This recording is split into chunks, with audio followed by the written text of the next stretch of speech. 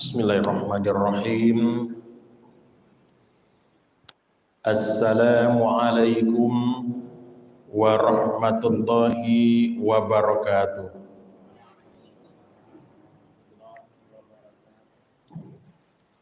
Alhamdulillahilladzi ahyana ba'dama amatana wa ilaihin nusur. Ashhadu an la ilaha illallah wa ashhadu anna Muhammadan abduhu wa rasuluh sallallahu alaihi wasallam la nabiyya ba'da. Faqala Allah ta'ala fil Qur'anil Karim, a'udzu billahi minasy syaithanir rajim. Bismillahirrahmanirrahim.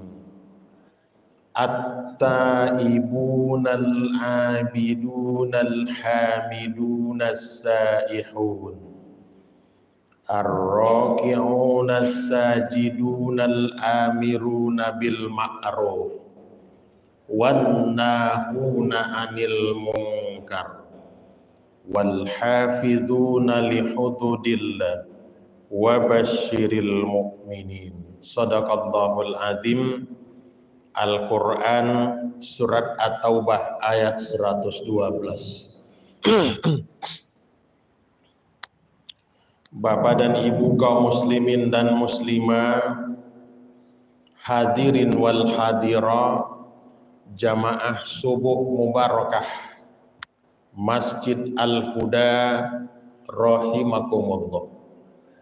Kita bersyukur kehadiran Allah Subhanahu wa taala, di mana dengan rahmat dan karunia Allah, dengan hidayah dan inayah Allah jualan, alhamdulillah kita baru saja selesai mendirikan fardu subuh berjamaah, dan kita duduk sejenak menambah ibadah kita kepada Allah, karena memang duduk saja di masjid itu sudah ibadah. Kita ini adalah merupakan tamu istimewa dari Allah. Apa kata Allah di dalam sebuah hadis qudsinya jemaah? Inna buyuti fil ardi al masajid. Sesungguhnya rumah-rumahku di muka bumi ini adalah masjid. Termasuklah dianya Masjid Al-Huda. Orang yang berada di rumahku, kata Allah, adalah tamuku. Jadi kita ini tamu-tamu Allah. Kalau sudah menjadi tamu Allah, Allah benar yang akan memuliakan kita. Allah yang akan mengistimewakan kita. Allah yang akan melayani kita, sekaligus Allah yang melindungi kita. Jangankan sudah berada di masjid, belum berada di masjid saja, melangkahkan kaki dari rumah, Ustadz yakin ini semua kita pasti niatnya karena Allah. Iya ndak jemaah, karena Allah niat kita. Langkah pertama menuju masjid menggugurkan dosa. Hebatnya. Langkah pertama lah menggugurkan dosa. Langkah yang kedua dicatatkan pahala oleh Allah. Langkah yang ketiga diangkat derajat kita. Dan langkah-langkah seterusnya. Bayangkan jemaah, itu 3 langkah. Apalagi kalau saya 20 langkah, 1000 langkah berjamaah menuju Masjid Mubarak, keampunan dosa aja. Barak gugurnya dosa gitu waktunya. Kaum muslimin ibu dan bapak rahimakumullah. Onde Ustaz, kami tidak pakai melangkah ke masjid Ustaz, pakai sepeda motor Ustaz. Kan ada jamaah pakai sepeda motor, mau saya pakai sepeda motor terlembek aja jemaah. Ya enggak, dek jauh aja, pada dia lubuk min turun makanya mari. Kalau seandainya tadi saya jalan kaki dari Lubuk Minturun menuju Nurul Al-Huda ini, Gurun Laweh, Barang langka aja jamaah, etong ada jamaah, mudah bisa metong. Tapi dibantu kita oleh kuda Jepang, batu Ustaz. Hitung saja barak putaran roda sepeda motor jamaah menuju masjid. Putaran pertama menggugurkan dosa.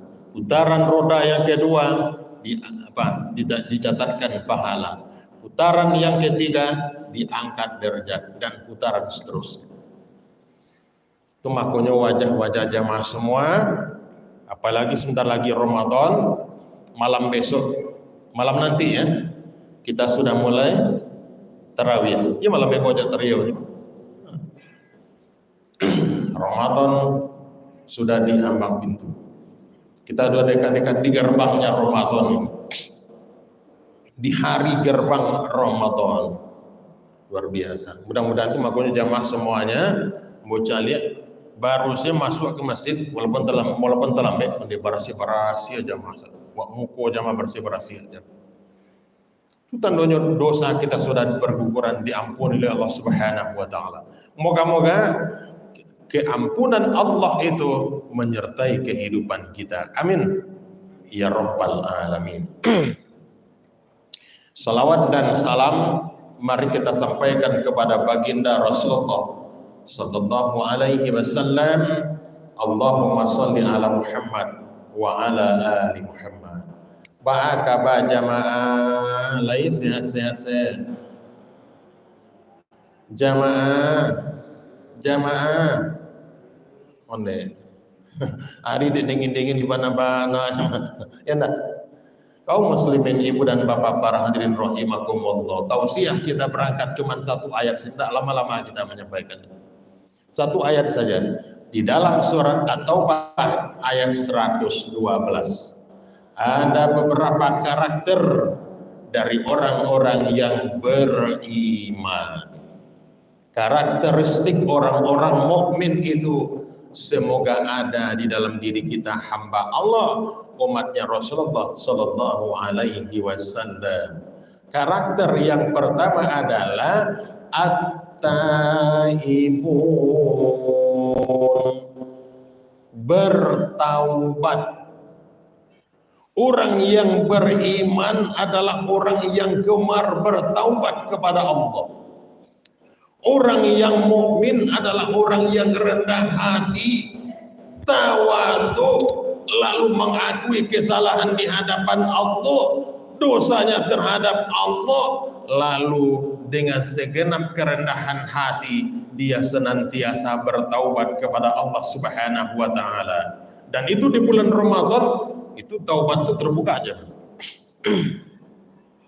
Makanya Rasulullah memberikan nama Ramadan itu dengan Syahrul Taubat. Ada lagi Syahrul Maghfirah, bulan keampunan. Sekurang-kurangnya lidah kita ini, andai pun kita tidak melaksanakan salat sunat taubat, sekurang-kurangnya lidah kita basah-basah dengan ucapan-ucapan kalimat-kalimat yang memohon ampunan Allah, yaitu kalimat istighfar, astaghfirullahal-adzim, astaghfirullahal-adzim alladzi la ilaha illa huwal hayyul qayyum wa atubu ilaihi subhanallah wa bihamdihi la haula wala quwwata illa billahil aliyyil adzim.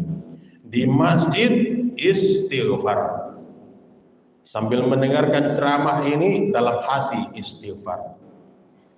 Di rumah kita astaghfirullahaladzim. Di perjalanan istighfar, berjalan dari masjid ke rumah atau sebaliknya astaghfirullahaladzim. Di kantor kalau belum lagi pensiun astaghfirullahaladzim. Kalau sudah pensiun apalagi banyak lowong waktu, lowong untuk melaksanakan dan mengucapkan kalimat-kalimat istighfar. Banyak itu kalimat yang sangat hebat itu juga. Malah iblis jamaah rahimakumullah, ada dua kalimat yang sangat ditakuti oleh Mr. Iblis.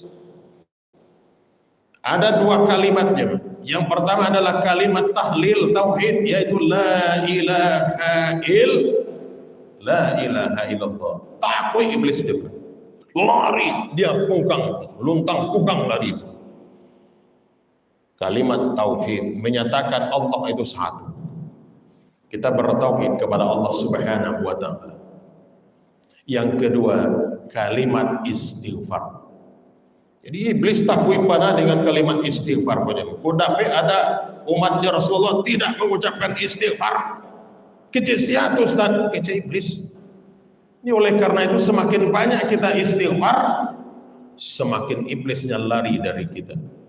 Semua orang-orang yang mengakui kesalahan, dosa di hadapan Allah Subhanahu wa taala, orang yang rendah hati, sedangkan iblis dia menggoda kita, berharap dia agar kita menjadi orang yang angkuh dan sombong di dalam kehidupan ini. Orang yang tidak mau mengakui kesalahan di hadapan Allah, adalah orang yang sombong dan angkuh. Kalau kita fikir-fikir jamaah rahimakumullah, itu sifat sombong adalah sifat iblis. Bukankah Allah menyatakan di dalam Al-Quran, bukankah diceritakan di dalam Al-Quran kisah-kisah yang berlalu, sejarah dulu tuh jamaah rahimakumullah? Masih ingat tak jamaah dengan kisah Nabi Adam alaihissalam? Seketika Adam diciptakan, Allah perintahkan kepada malaikat untuk bersujud kepada Adam. Apa kata responnya malaikat? Sami'na wa ata'na. Patuh dia, langsung bersujud kepada Adam. Siapa itu? Malaikat. Lain ceritanya dengan iblis, jemaah. Ketika Allah perintahkan kepada iblis, wahai iblis, engkau sujudlah kepada Adam. Tidak bisa ya Allah. Tidak mau dia. Kenapa kau tidak mau mengikuti perintahku agar bersujud kepada Adam? Ya Allah, Adam itu engkau ciptakan dari tanah liat, berlumpur, hitam dan bernoda, diinjak-injak oleh orang yang lewat. Dia terhina, rendah dari saya, sementara saya iblis ini diciptakan dari api. Untuk saya tunduk kepada Adam, ya Allah, tidak bisa ada ya Allah. Aba wastakbara wa kana minal kafirin, kata Allah. Allah geram, Allah murka, lalu dikutuk iblis, engkau adalah merupakan makhluk yang super kafir. Tempatmu nanti adalah neraka. Seluruh keturunanmu tempatnya di neraka. Baik ya Allah, tapi berikan saya power dan kekuasaan, kekuatan dan segala macamnya, agar saya mampu menggoda anak cucu Adam. Saya menggoda sekalipun mereka dalam keadaan sholat. Makanya iblis itu jamaah rahimakumullah sampai sholat awak masih nyegoda aja lah. Contohnya kita digoda oleh iblis, dibisikkan iblis dalam sholat Ustaz. Ada contohnya jam. Kamu pernah merasakan? Ketika itu ambo mau pulang kampung ke Batu Sangka. Kampung ambo kan di Batu Sangka. Lalu Pak, tiba di Padang Panjang, waktu zuhur masuk waktu. Lalu kita mau sholat, berhenti dekat musaji itu, sholat zuhur gitu. Rupanya jamaah rahimakumullah, ambo dapat ujian Ustaz. Ujiannya Ustaz, kunci onda tagantung dia tionda. Awak lupa langsung berwudu, sudah berwudu langsung ke masjid dan masuk ke dalam masjid. Rupanya ketika itu ambo awalin dulu sholatnya dengan tahiyatul masjid 2 rakaat. Sakatiku sholat tahiyatul masjid 2 rakaat, ingat ketika itu angkat takbir Allahu Akbar, baru takana dembonya. Ada takana de Ustaz? Onde. kunci onda tagan tuang di onda. Cobalah kira-kira di jamaah. Itu kusuk solat sunat mau enggak? Enggak jamaah. Bako ndak khusus dan pangana ka kunci onda. Bama komode itu Ustaz, karena kalau kunci onda tergantung di onda itu samojo magian coba dak masak ke baru jantan zaman kini jemaah. Ya ndak jemaah. Ndak kusuk tuh. Itu ndak semua ndak pilih-pilih orang tuh. Semua orang seperti itu tuh, Mas. Ustaz pun seperti itu tuh, Mas. Lalu Pak, kenapa kok bisa terjadi seperti itu? Karena kelalaian kita. Nah, tadi yang belum katiko barudu anda tekanan do jamaah. Ketika berjalan anda tekanan. Cuman lah katiko sholat gitu baru tekanan. Padahal kalau kita pikir-pikir jamaah rahimakumullah, alun tantu lu keribali yang undawa di orang lain. Nah, kendaraan awak di orang lain. Tapi sudah dirusak kehusukan ibadah sholat sunat kita oleh iblis. Ini hebatnya iblis itu jamaah rahimakumullah. Jadi oleh karena itu memang terpikir dan mulai saat ini kita harus hati-hati. Ya enggak jamaah. Diberesi dulu. Samonya ibu-ibu kapai barangkai kamu saji. Tadi banyak kompor hidup hari zuhur kok. Kurang azan di Masjid Al-Huda. Lalu kompor masih hidup lantaran samba atau gulai ikan masin kuah, gulai masin kuah masih tanyarang di kuali pende ko disangai selas kete di kete-ketean siap dinyo lalu berangkat ke masjid atau babayo tanya babayo tuh nan pertama kekhusukan salat zuhur tentulen lah pasti ketika kita salat nyobisikan oleh iblis kecil iblis kawan kompor ibu lama latui ya ini iblis. Jadi oleh karena itu mau berangkat ke masjid beres sadonya. Kok pintu rumah malam kunci, ya kok kompor mati di matian dan segala macamnya. Termasuk malah kalau paru alum barisi di silu. Sermantu. Kenapa itu? Karena meminimalisir godaan dan bisikan iblis untuk merusak kekusukan kita di dalam beribadah kepada Allah Subhanahu wa taala. Jamaahku ibu dan bapak rahimakumullah, ini luar biasa. Sampai ke cucu anak Adam akan digoda, dijerumuskan oleh iblis dalam kehidupan ini agar ibadah mereka rusak sekalipun di dalam melaksanakan ibadah kepada Allah. Jadi oleh karena itu obatnya apa Ustaz? Obatnya perbanyak ucapan kalimat-kalimat istighfar. Jadi daripada kato-kato lidah-lidah mengucapkan kato-kato yang tak karu-karuan, bagusnya lidah ini basah dengan kalimat istighfar. Ya nak, di rumah istighfar, sedang masak kok dapat istighfar puluh. Ya nak jemaah. Sedang masak anu kadang ibu-ibu di tempat ambo kan di lubuk turun ya. Hanya sambil masak istighfar. Ambo sedang masak istighfar jo Ustaz. Bagus. Lalu ada juga ibu-ibu bertanya kamu beberapa waktu lalu, Ustaz, ambo lupa Pak Ustaz. Bama kok lupa ibu? Mau ikut ceritanya Ustaz. Ambo sedang mandi di kamar mandi. Lalu ambo lidahku lah ringan selalu mengucapkan kalimat istighfar. Sabun yang ambo pakai untuk kebersihan mandi rupanya jatuh Ustaz. Lidah ambo spontan mengucapkan istighfar. Di mana tuh Bu? Di kamar mandi Pak Ustaz. Sengaja Bu? Enggak sengaja Ustaz. Kalau enggak sengaja kecil ambo ndabaan itu lupa tuh. Sebab manusia kok lupa aja. Jadi namakan kita manusia karena kita ini sering lupa. Enggak ingat. Bama kok lupa tuh? Karena enggak takana. Kamu itu dulu. Kalau lai takana mungkin enggak lupa tuh. Jamaahku ibu dan bapak rahimakumullah,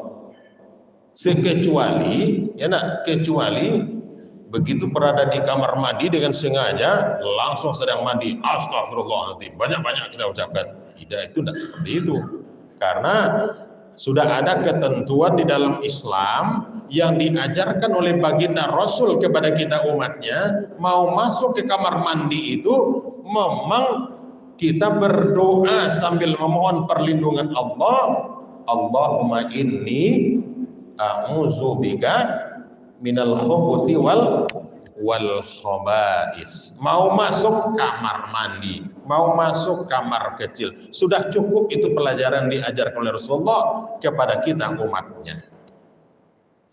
Saudara, ibu dan bapak, para hadirin wal hadirat rahimakumullah. Jadi kalau tidak sengaja, tidak apa-apa. Jadi yang penting lidah kita.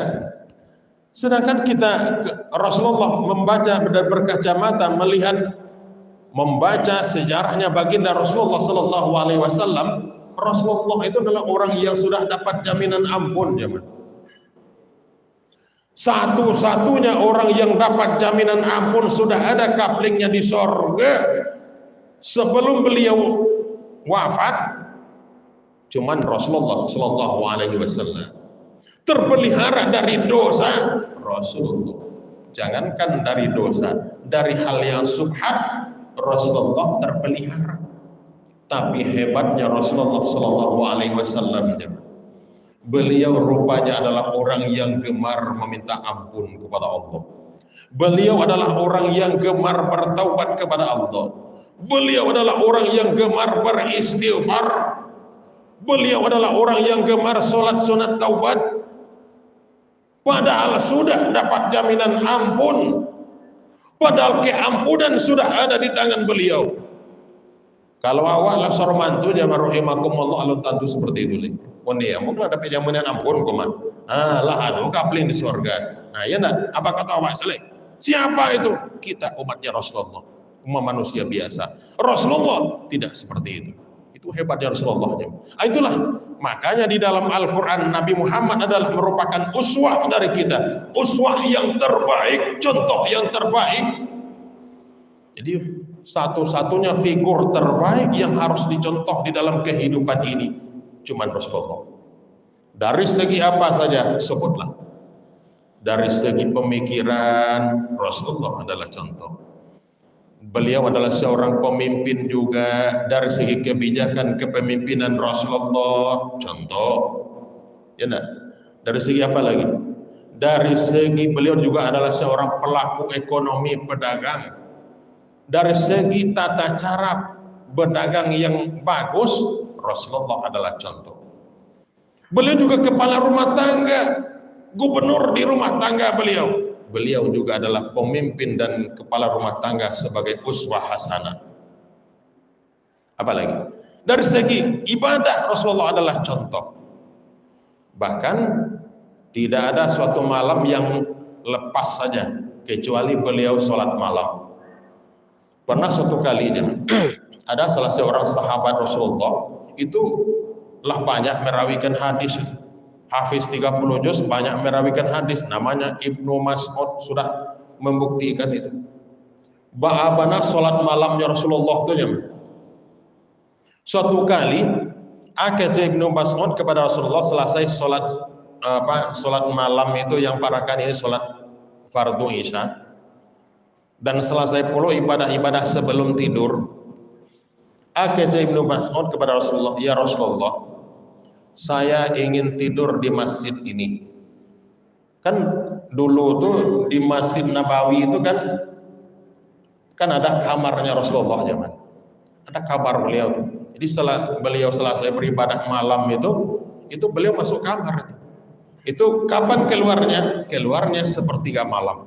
Maka tuh untuk wa minal laili fatahajjati manafilatan lak asa ayyab'atsaka rabbuka maqamam mahmuda. Salat malam. Ya enggak, salat tahajud. Tapi rupanya apa kata Ibnu Mas'ud kepada Rasulullah, ya Rasulullah, saya kepengin tidur di masjid ini. Rupanya caranya dia supaya jago di malam hari. Aku pintu kamar Rasulullah wah. Anyo lalu di pintu kamar Rasulullah tuh si Ibnu Mas'ud. Rasulullah masuk kamarnya tutup itu. Rupanya kan di zaman itu tidak ada sereman kini aja. Listrik ada aja. Ya enggak. Ketika sepertiga malam Rasulullah keluar dari kamarnya, begitu keluar nyelangkahkan kaki di pintu, tainjak seseorang. Itulah Ibnu Mas'ud nalo ketika itu. Akhirnya Rasulullah, kok siapa nalo si koko? Ambo ya Rasulullah. Siapa tuh? Ibnu Mas'ud, ya Rasulullah, kenapa engkau tidur di sini? Saya kepingin mengikuti sholat malam engkau ya Rasulullah. Engkau jadi imam sholat tahajud, saya sebagai makmum. Rupanya apa yang terjadinya? Rasulullah sholat malamnya tidak banyak-banyak rakaatnya. Kalau sholat tahajud cuma 2 rakaatnya, ditambah dengan 3 witir di belakangnya. Nah, jadi 2 rakaat. Tetapi jamaah rahimakumullah, dikabarkan oleh Ibnu Mas'ud bahwa rakaat pertama sholat sunat tahajudnya Rasulullah di malam itu rakaat pertama baca ayat sesudah Al-Fatihah itu 9 juz. 9 juz. Kok dia awak kira-kira telok tanya 9 juz. Ondenya. Jangan 9 juz, imam tak panjang seperti ayat antah bala mengerti awaknya. Ya nak, antah bala ini panjang bana imam berkurang suka nabo je lah merete pada nabo mah ku kaki sakit lo. Malumlah banyak ala tua-tua kuat, ala banyak asam-asam. Ku asam urat, kadang-kadang asam lambung dan asam-asam lainnya. Ya tak jangan. Tapi Ibnu Mas'ud jangan kena wah Ibnu Mas'ud keluar palwa dingin nih. 9 juz ayat yang dibaca barakal mutagak jemaat. Sudah itu rakaat yang kedua 6 juz. 9 tambah 6 barajuz itu sehari semalam. 5 balik juz semalam. Itu ayat yang dibaca sesudah sholat tahajud sebelumnya. Ya enggak? Luar biasa hebatnya ibadahnya baginda Rasulullah sallallahu alaihi wasallam. Begitu hebatnya ibadah Rasulullah, sudah ada jaminan ampun, beliau tetap juga meminta ampun kepada Allah, memperbanyak istighfar.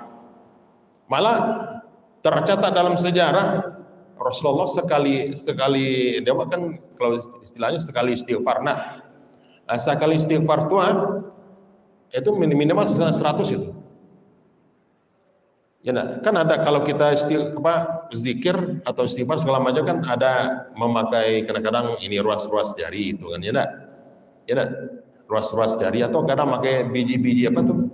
Tasbih atau pakai hitung-hitungan sekarang. Digital. Ya enggak? Canggih. Itu paling kurang 100 itu. Itu sekali dulu istighfar tuh. Alun ketika berjalan, alun ketika di rumah, alun ketika mengamal, tetap istighfar Rasulullah itu. Hebat Rasulullah itu. Inilah contoh kita. Andai pun tidak bisa seperti itu, jamaah rahimakumullah, setidak-tidaknya lidah kita terpelihara. Terpelihara hanya dengan apa terpeliharanya Ustaz? Dengan memperbanyak kalimat-kalimat istighfar. Astaghfirullahaladzim. Kok dapat dan panjangnya jamaah. Astaghfirullahaladzim alladzi la ilaha illa huwal hayyul qayyum wa atubu ilaihi subhanallah wa bihamdi la haula wala quwata illa billahil aliyyil adzim. Pagi dan petang, siang dan malam, dimanapun berada, kita tetap beristighfar kepada Allah Subhanahu wa ta'ala. Daripada lidahku digunakan untuk membicarakan aib orang, karena sekarang ini bahayanya. Kadang-kadang kita lah duduk lah keluar dari masjid, kok si andanya nyerempet. Aduh, kadang-kadang lidah orang nyerempet. Mengapa nyerempetnya Ustaz? Tak baca aib tetangga seketik. Onde tetangga anak itu biasa rajin ke masjid, ini ndak lama lehnya ke masjid. Kan ndak apa-apa soal itu. Tapi itu ndak bagus. Daripada mengucapkan kata-kata yang tidak berguna itu, bagusnya adalah lidah ini kita ucapkan kalimat-kalimat istighfar. Jadi semakin hati kita ini, karena salah satu membersihkan hati sebelum masuk Ramadan itu perbanyak kalimat istighfar. Itu minta ampun kepada Allah. Kalimat istighfar. Kaum muslimin, ibu dan bapak rahimakumullah. Lalu Nabi Adam bagaimana cara istighfarnya? Kalau Nabi Adam, padahal dosanya cuma 1 aja, Bu. Apa 1 dosa Nabi Adam, Ustaz? Ketika Allah perintahkan kepada Nabi Adam dan Hawa, jangan hampiri sajar khuldi, rupanya mereka hampiri. Lalu bagaimana akibatnya? Mereka diusir dari surga. Diceritakan dalam Al-Quran itu, diusir dari surganya. Satu kesalahan, diusir dari surga. Ada orang yang banyak dosa, kepengen masuk surga. Tanyalah dia mah, orang yang tidak sholat, kamu pernah tanya, sholat pak? Lai Ustaz. 5 waktu sehari semalam, itu tidak lalu lai Ustaz. Cuman sekali seminggu Pak Ustaz. Kalau sekali seminggu hari apa tuh nyaman? Hari Jumat. Cuman Jumat doang. Mau tanya, kepengen masuk surga Pak? Iya Ustaz, ambo kepengen masuk surga, tapi sholat sekali seminggu lika mungkin ya enggak? Tapi entahlah, itu Allah yang menentukan. Berada dalam genggaman tangan Allah Subhanahu wa ta'ala. Kepengen masuk surga. Bayangkan Nabi Adam cuman satu kesalahannya diusir dari surga. Ada orang yang banyak dosa kepengen masuk surga, tapi dia tidak mau beribadah kepada Allah. Jamaahku ibu dan bapak rahimakumullah. Jadi membersihkan hati dengan berbanyak istighfar, minta ampun kepada Allah. Dan apalagi cara membersihkan hati itu Ustaz? Dengan membersihkan dosa kepada saudara-saudara kita seiman seakidah. Caranya itu tentu maafan, meminta maaf dan memberi maaf, itu lebih hebatnya. Orang yang minta maaf karena juga salah ke kawannya, mulia. Orang yang memberi maaf sekalipun teman tidak minta maaf, nyo maafkan yo, mulia di sisi Allah Subhanahu wa ta'ala.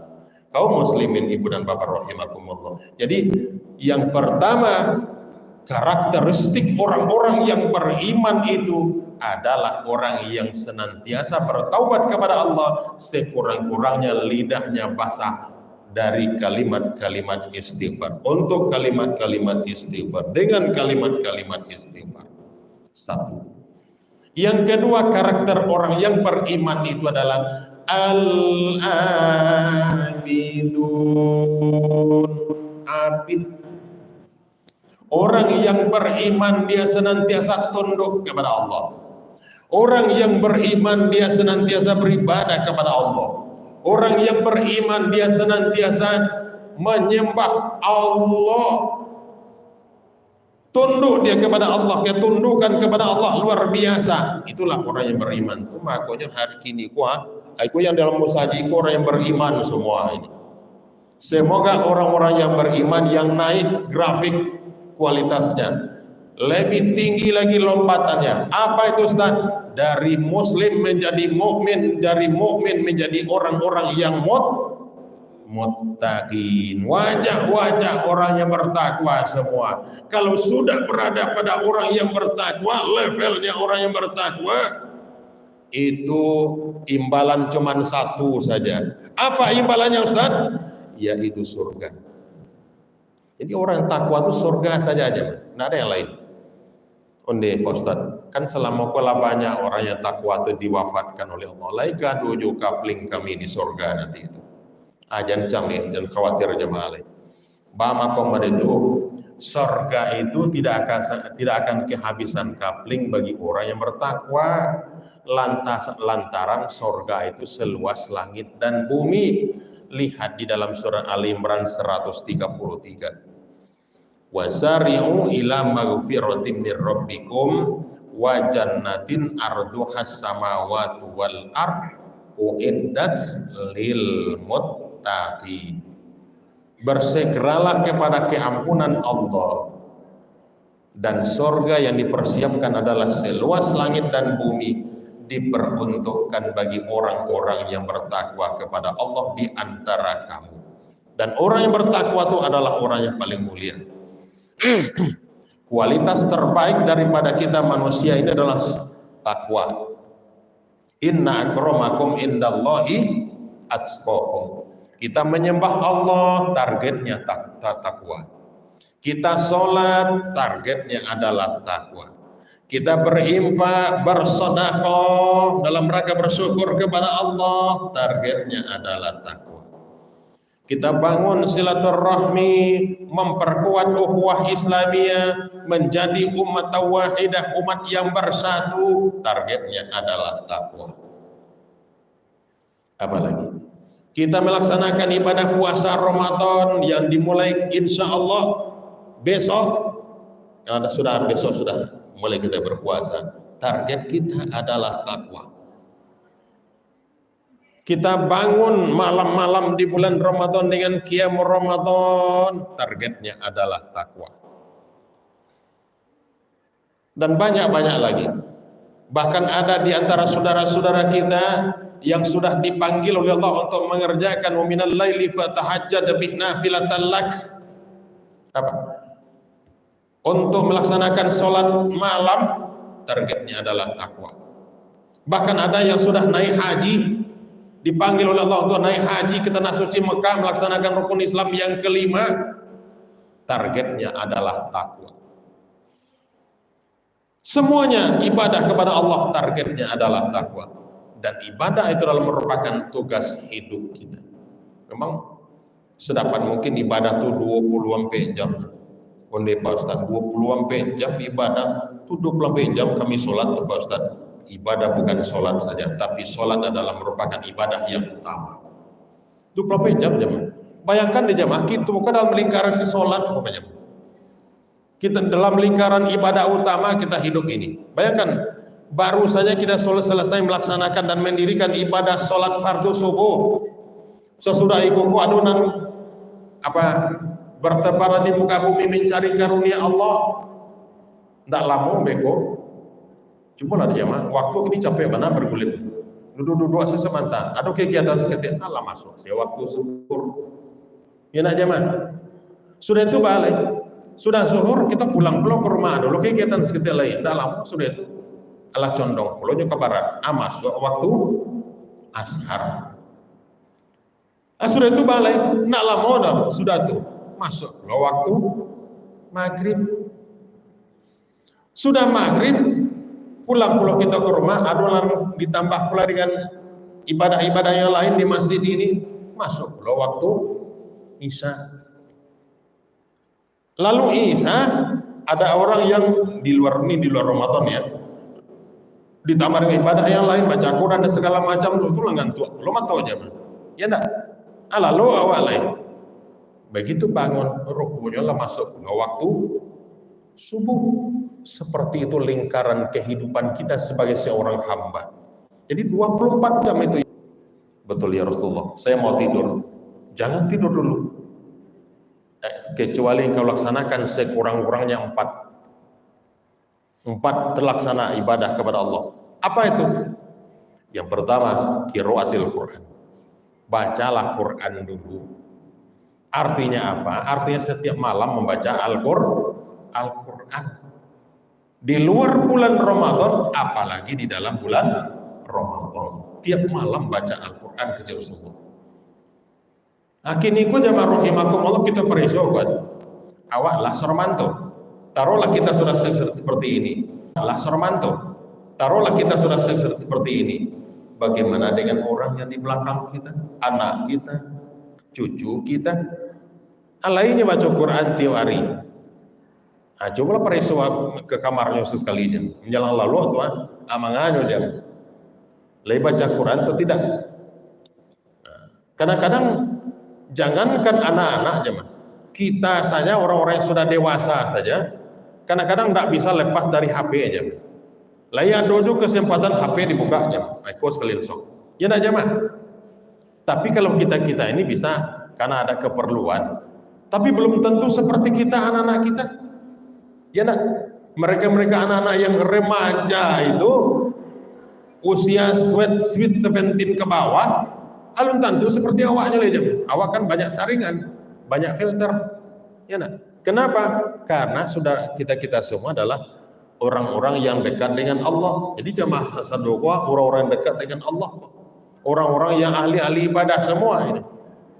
Ya nak jamaah. Jadi bagaimana dengan anak kita? Cobalah peristiwa HP-nya sesekali aja. Itu salah satu caranya kini kok. Peristiwa HP-nya. Atau kalau di peristiwa masuk kamar nih, menganyuh sebelum lalu. Bagusnya diingatkan, baca Quran dulu nak sebelum tidur. Sekurang-kurangnya boleh ayat apa saja. Sekurang-kurangnya ayat-ayat yang berada pada juz yang ke-30 yang disebut dengan juz-juz ammah jamaah. Ya, itu sekurang-kurangnya. Kaum muslimin ibu dan bapak rahimakumullah. Yang kedua, sebelum tidur kata Rasulullah, itu berselawatlah dulu kepada Nabi. Kenapa kita dianjurkan berselawat kepada Rasulullah Sallallahu Alaihi Wasallam? Karena kita ingin menjadi umat Rasulullah yang utama. Jadi level dan kualitas umat Rasulullah itu dua tuh. Yang pertama umat biasa, yang kedua berada pada levelnya fit, umat yang utama. Asia yang umat utama Rasulullah itu, yang pertama adalah orang yang aktif beribadah kepada Allah. Yang kedua melaksanakan sunnah Nabi. Yang ketiga adalah dia senantiasa berselawat kepada Nabi. Atau makanya kita disunahkan. Sunnah Rasul kawaknya. Kita disunahkan basobo awak sesama muslim disunatkan mengucapkan assalamualaikum. Mengucapkan salam, saling mendoakan agar selamat. Itu sunnah Nabi itu jemaah. Sudah itu ketika mengucapkan salam itu disunahkan lagi kita berjabatan tangan. Itu sunnah Nabi itu. Dan ketika kita bersalaman ada lagi sunnah Nabi. Apa itu? Ketika bersalaman disunahkan mengucapkan Allahumma sholli ala Muhammad. Berselawat kepada Nabi. Itu sunnah Nabi. Bersalaman saja bahasa sama muslim saja lah banyak sunnah Nabi yang kita lakukan. Itu ibadah semua itu. Hebatnya. Jadi kalau ibadah bukan sholat saja. Jadi sepanjang waktu kita dalam kehidupan dunia ini 24 jam itu bisa diisi dengan ibadah kepada Allah Subhanahu wa taala. Dengan melaksanakan sunnah Nabi itu ibadah yang luar biasa. Bukankah Al-Quran dan sunnah adalah merupakan sumber hukum yang utama? Pegangan hidup yang pertama itu dua, Al-Quran dan sunnah Nabi. Kaum muslimin rahimakumullah. Yang ketiga kata Rasulullah, kalau mau tidur doakan saudara-saudara kita yang seakidah. Itu hebatnya waktu si agamonya. Samo agama, samo akidah, samo keyakinan, kita saling mendoakan. Apa doanya? Allahumma fir lil muslimina wal muslimat wal mu'minina dan seterusnya. Itu hebatnya. Saling mendoakan. Jadi dari mana saja dia datang, kalau dia beragama Islam itu saudara kita.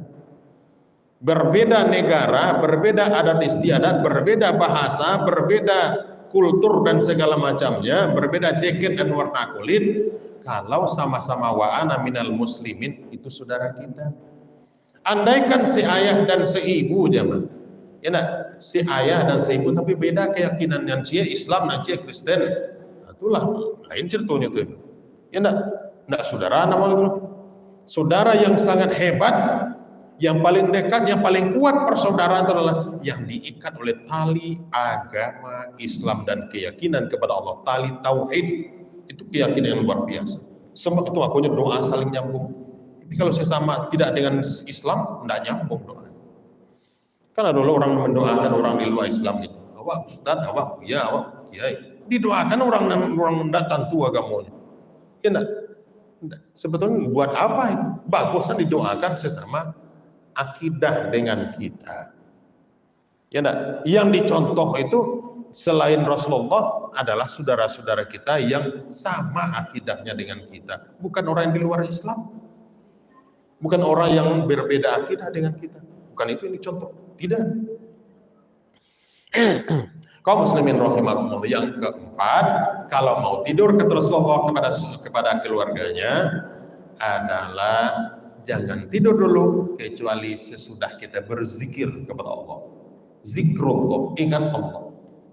Allazina yazkuruna Allaha qiyaman wa qu'udan wa 'ala junubihim wa yatafakkaruna fi khalqis samawati wal ard. Rabbana ma khalaqta hadza batila subhanaka faqina adzabannar. Dalam keadaan apapun kita berzikir kepada Allah. Subhanallah walhamdulillah wa la ilaha illallah Allahu akbar la haula wala quwata illa billahil aliyyil azim. Perbanyak zikrullah. Mau tidur kita zikrullah. Lalu tidurlah sudah itu alih. Nah, Bama aku harus melaksanakan ibadah sebelum tidur karena paginya belum tentu kita ada jaminan untuk bangun. Coba jemaah. Kalau malam-malam lalu, lain ada jaminan paginya bangun belian. Alun ada jaminan lainnya. Boleh jadi ada orang yang tidur di malam hari, paginya ketika dibangunkan oleh keluarga, oh rupanya lah kaku serunya, lah dingin lah pasti serunya. Rupanya sudah innalillah wa inna ilaihi raji'un. Sudah berpulang dia ke rahmatullah. Jamaahku ibu dan bapak rahimakumullah. Itulah yang Ustaz sampaikan pada subuh ini. Mudah-mudahan kita benar-benar menjadi orang-orang mukmin yang berada pada levelnya hakiki, dan dari mukmin itu mudah-mudahan kita sangat berambisi untuk meningkatkan kualitas keberadaan kita menjadi orang-orang yang muttaqin. Amin amin ya rabbal alamin. Perbanyak maaf. Billahi taufiq wal hidayah. Wassalamualaikum warahmatullahi wabarakatuh.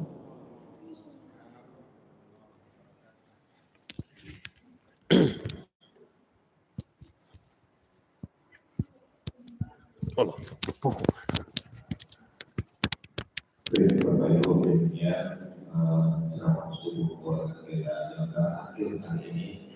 Mudah-mudahan pusat-pusat yang disampaikan di kita pada hari ini bisa kita amalkan untuk kehidupan kita sehari-hari, menjadi orang-orang yang bertakwa. Kita bersiapkan diri untuk melaksanakan puasa esok hari. Demikian saja, seperti biasa Bapak Ibu sudah menyediakan selamat pagi untuk diri setelah diri kita. Demikian saja, Assalamualaikum warahmatullahi wabarakatuh.